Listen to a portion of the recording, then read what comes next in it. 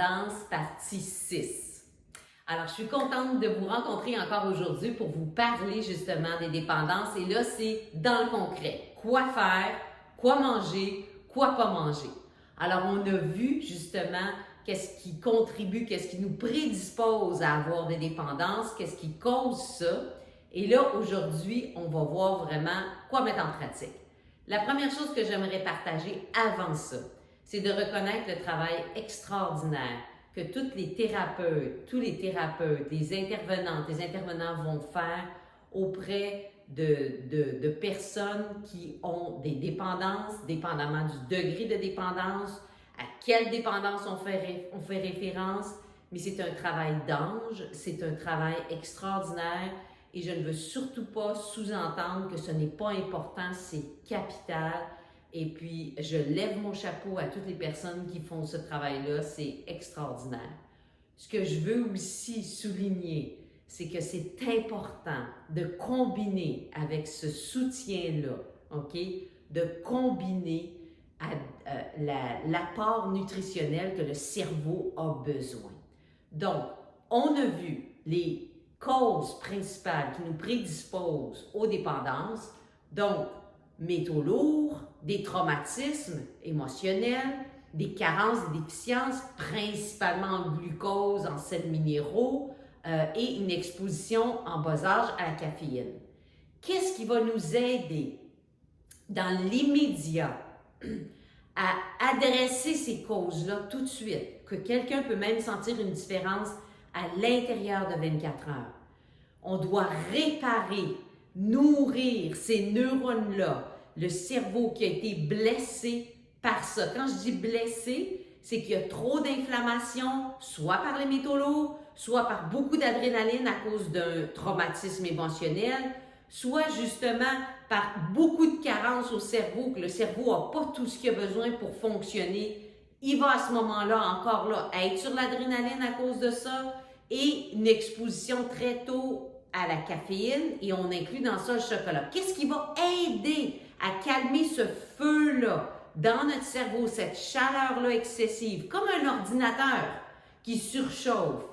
C'est le glucose. C'est la chose la plus importante qui va justement réparer les neurones et qui va les nourrir, qui va vraiment aider à calmer, le glucose va refroidir le cerveau, OK? Pour éviter une surchauffe. Quand il y a une surchauffe, ça brûle nos neurotransmetteurs. On a juste à penser comment c'est dangereux, exemple, d'avoir une fièvre très élevée parce que c'est un excès de chaleur et ça peut avoir un impact sur le cerveau. Donc, c'est important de comprendre ça, de comprendre, j'espère que je vais réussir à vous passer l'importance encore plus grande de consommer des bonnes sources de glucose. C'est quoi les bonnes sources de glucose? Tous les fruits frais, fruits congelés et leurs jus fraîchement extraits, OK? Les pommes de terre, toutes les formes de pommes de terre, les patates douces, les courges d'hiver comme butternut, acorn, je sais pas les noms en français, mais les courges d'hiver qui sont plus denses point de vue calories. Ensuite de ça, le miel non pasteurisé, l'eau de coco, ce sont des excellentes sources de glucose immédiatement disponibles pour le cerveau, mais pour toutes les cellules du corps. Encore faut-il savoir comment les manger. Puis ça, je m'en viens à ça dans quelques instants. Donc ça, des fois, les gens vont dire « Ah, ben j'ai pris une banane dans la journée, je devrais plus avoir de dépendance. » Ben non! C'est beaucoup plus que ça, puis il y a d'autres choses par rapport à ça. Donc, je vous explique ça. Alors ça, c'était par rapport à découvrir ou savoir que le glucose, c'est l'agent refroidissant, c'est l'agent réparateur et c'est aussi ce qui va nourrir nos neurones. C'est ce qu'ils ont le plus besoin. Et ces informations-là que je vous donne viennent principalement du nouveau livre d'Anthony Williams, Life Changing Food, Expanded Edition. Alors, c'est à la page 47, OK? Mais c'est également des informations qui sont données dans le livre sur le cerveau, le chapitre 8 sur le cerveau qui a des dépendances, OK? Ça se nomme Our Addicted Brain. Bon, alors, le glucose, il y a deux fonctions capitale qu'Anthony Williams partage. Ces deux fonctions-là, la première, c'est que c'est un transporteur. Le glucose amène tous les nutriments, les antioxydants, les vitamines, les minéraux,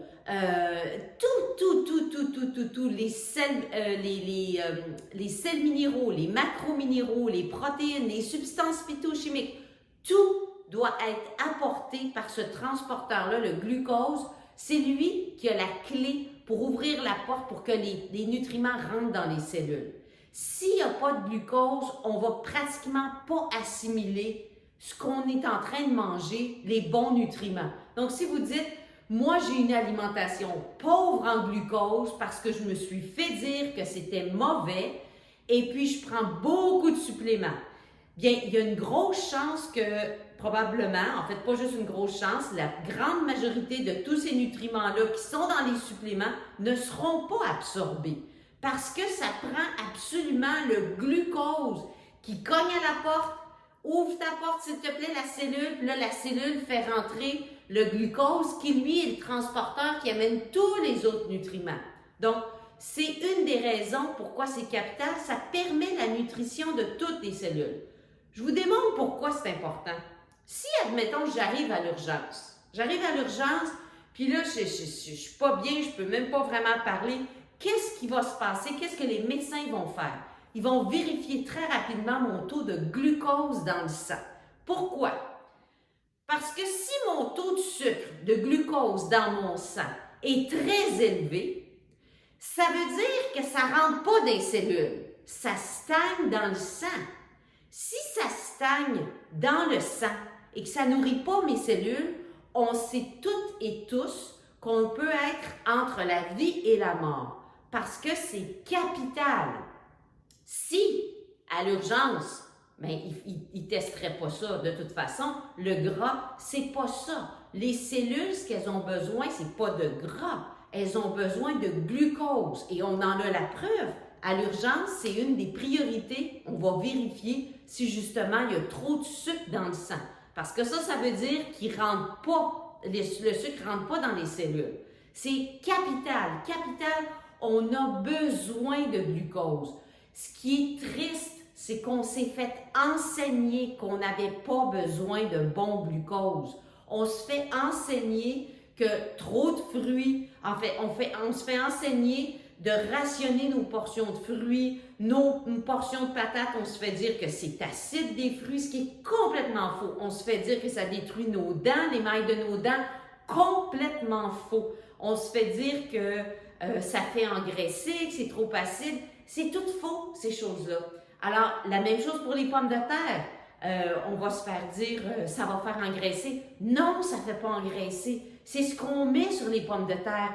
Le fromage, l'huile, la crème sûre, c'est ces choses-là. Moi, je mange excessivement faible en gras et très, très riche en glucose et j'ai jamais été aussi petite. J'ai 55 ans.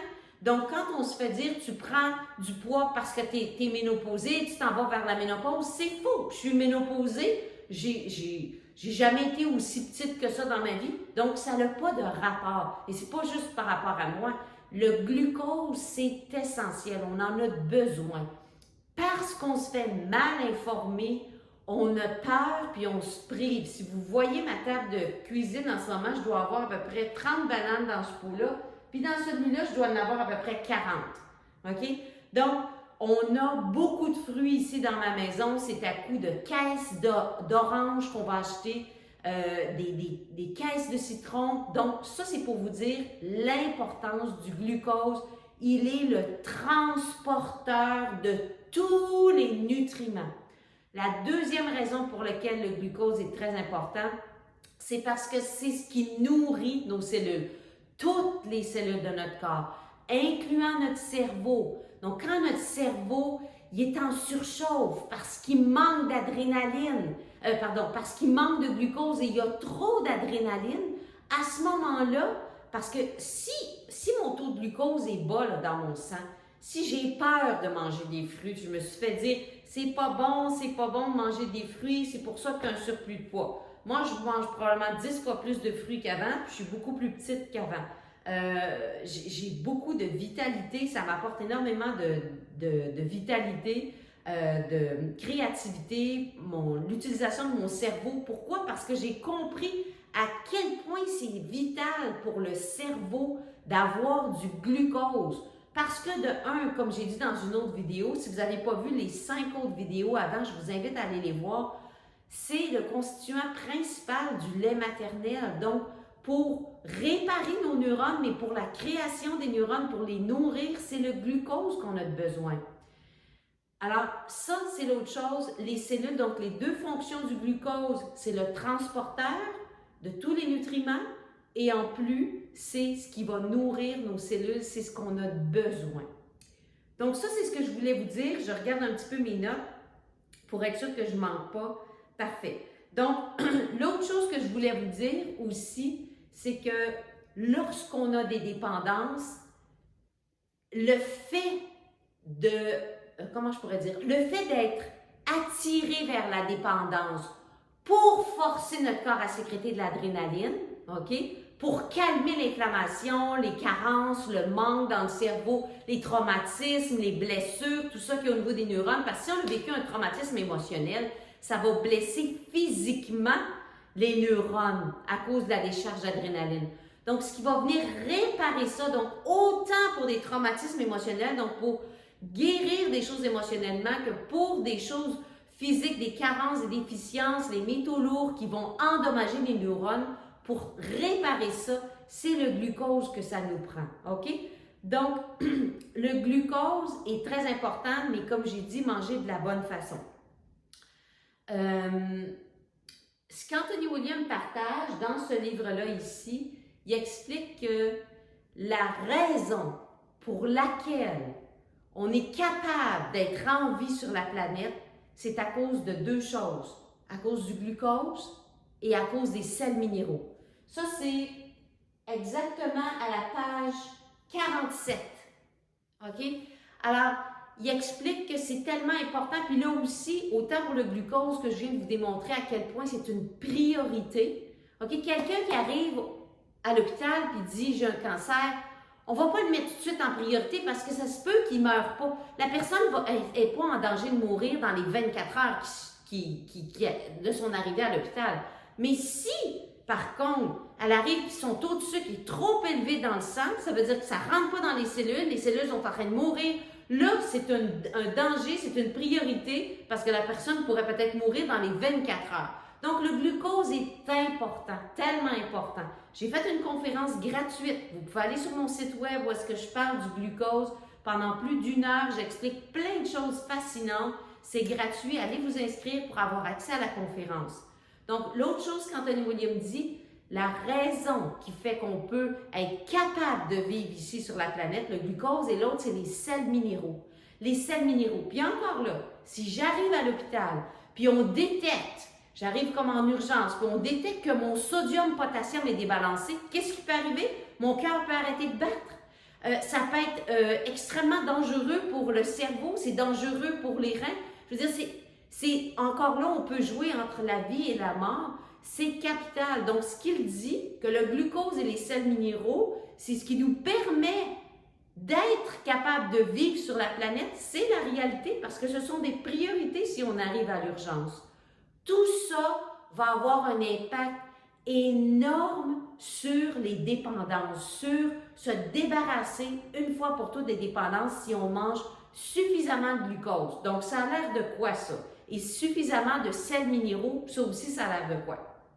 Exemple, moi, je vous invite à, lorsque vous prenez votre premier repas dans la journée, le déjeuner, d'essayer d'éviter complètement les formes de gras. Pourquoi? Parce que le gras empêche, ça c'est comme si le gras empêche le glucose de rentrer dans les cellules.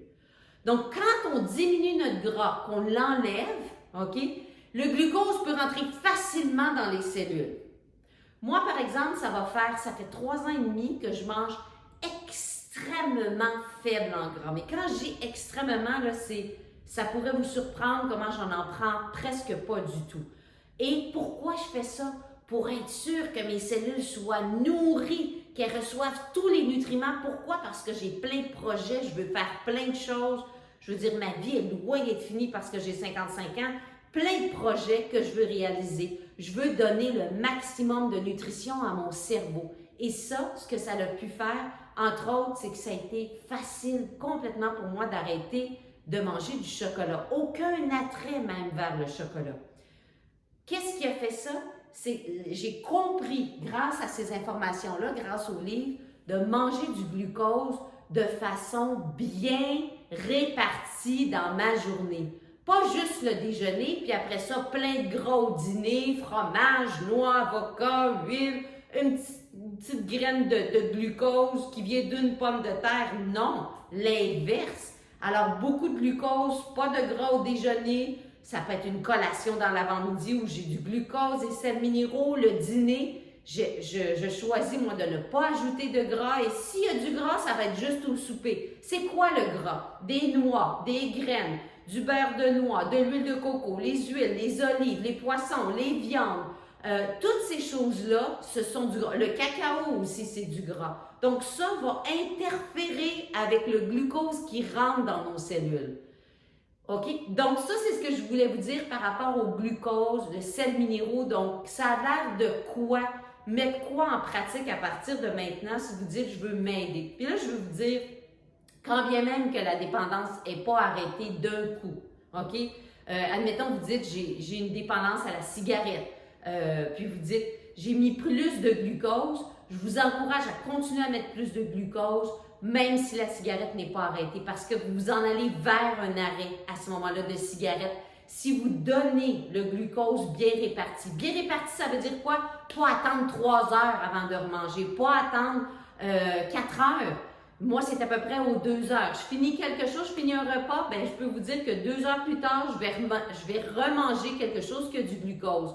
Donc, c'est des trucs concrets que je veux vous donner. Et toujours, idéalement, glucose et sels minéraux. Donc, ça peut être tout à l'heure une collation où je vais avoir une banane, des raisins et peut-être des branches de céleri. Ça pourrait être un exemple. Donc, ça permet de toujours calmer l'inflammation, de réparer.